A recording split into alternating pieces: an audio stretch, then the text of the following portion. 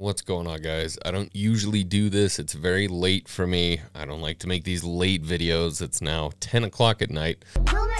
But I got a little piece of information across my desk that I think you guys should hear, and I want to hear what you guys think about it. Let's check it out. Perfect.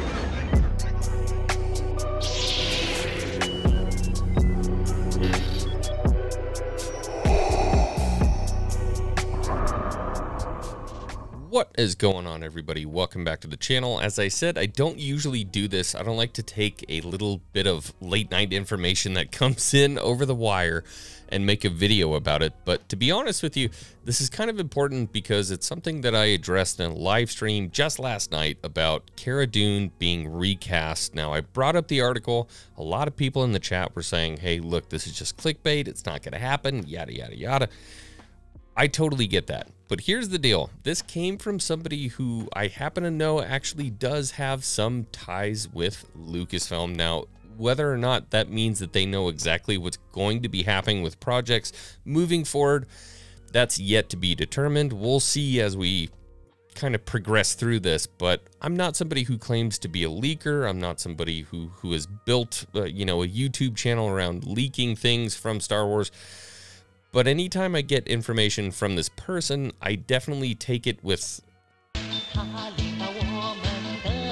a grain of salt, but also a little bit of soup broth too. I mean, there's usually some truth to what I hear from this person. So I'm not going to say this is fact, but it does make sense for everything else that I've been seeing that's been kind of stirring around at Lucasfilm right now. So the article that I brought up in my live stream was about Cara Dune being recast, and I made it very, very clear. I made my opinions clear that we should not be recasting Cara Dune for multiple reasons. One, that is a wound that's open in the fan base, whether you agree or not. The wound of Cara Dune being basically lambasted by Disney, lambasted by Twitter, and completely ejected from the Star Wars universe has a lot of fans upset.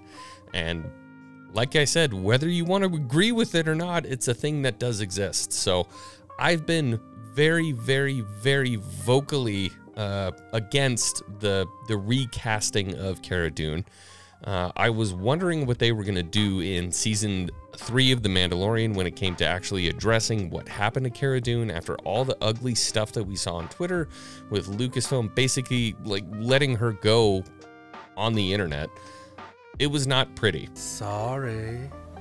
And we were all kind of left wondering what was going to happen in season 3. And so what we got was essentially a very quick line from Grief Karga saying she was basically reassigned to Special Forces after everything that happened at Navarro.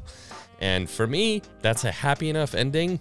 As much as I would love to have her back, that was a real quick and real easy way to kind of close the wound. You know, that was the Band-Aid, that was the super glue. She's gone, we're not going to see her again. Now she's in Special Forces. But Lucasfilm is apparently not letting go of the idea of Cara Dune. They had a plan for this character and they're going to stick with it. And so we're looking at a potential recasting for Cara Dune. And so a little birdie came across the desk and told me who they're looking at to actually recast Cara Dune as. And I'm interested to hear what you guys think. Get on with it. Yes, get on with it. So I won't waste any more time. A little birdie told me that Michelle Rodriguez is potentially being recast as Cara Dune. And I'm not going to lie to you guys, I don't know how I feel about this. I got a lot of mixed feelings about this. I'll be honest with you, Michelle Rodriguez has filled so many amazing roles as a female action star. Obviously, I love her in Avatar. She has been incredible in a lot of different ways. Obviously, she's taken part of the Fast and Furious series, which, boy, after, I don't remember which one because I don't remember which one we're on now, but there have been so many Fast and the Furious movies. I don't even know when she left the franchise, to be honest with you. The last time I remember seeing her was in Avatar, and I loved her in that movie.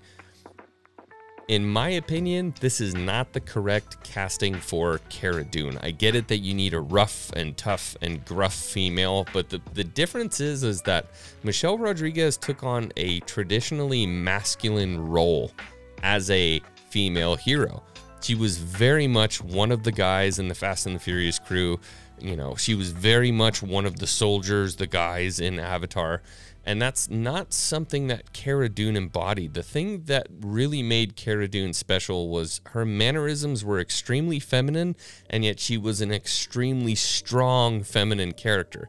And that is extremely hard to replicate.